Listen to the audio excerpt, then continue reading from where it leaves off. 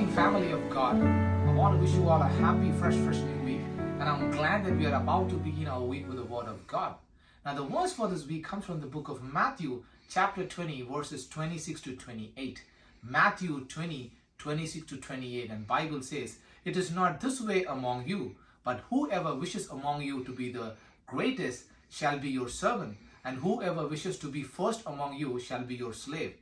Just as the Son of Man did not come to be served, but to serve and give his life a ransom for many."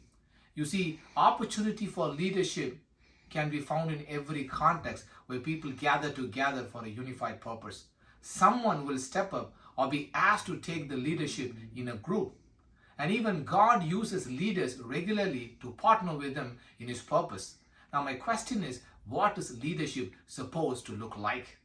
Can we trust this word to teach us about leadership? Now Jesus, as recorded in the book of Matthew chapter 20, verses 26 to 28, contrasts the worldly leadership with the servant leadership. Now he says, "Whoever wishes to be first among you shall be your slave. Whoever wishes to be great among you shall be your servant."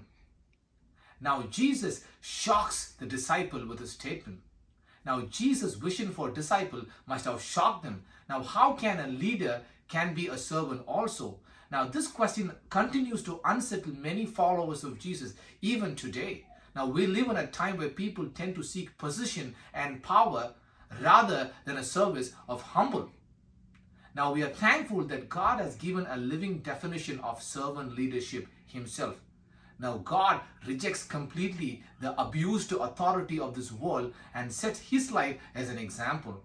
Now when you look at Jesus as a servant leader, we learn that he demonstrated a love which is unconditional and sacrificial. Now when I say unconditional, that no one is exempted from his love. Regardless of how sinful we are and how broken we are, his love remains. Now Paul says in Romans chapter 5 that God demonstrates his love in this: when we are yet sinners, Christ died for us. And the sacrificial love of Jesus can be seen by the choice he made by emptying himself to dwell in humanity and to die on our behalf. Jesus disregarded his right as a king for every man and lowered himself to a position of a servant, even to the washing of disciples' feet. You know, in the book Step to Christ, page 78, Ellen White says that Christ's life on this earth was not a life of ease and devotion to himself, but rather it was a toil with persistent, earnest, untiring effort for the salvation of the lost mankind. From manger to Calvary, Christ followed a path of self-denial. For the Son of Man did not come to be served, but to serve and give his life a ransom for many. You see, that is the one great object of Christ's life, and everything was secondary and subservient.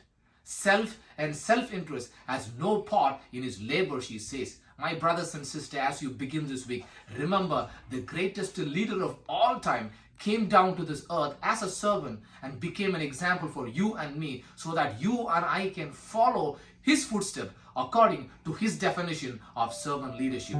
Jesus is my spiritual servant leader. How about you?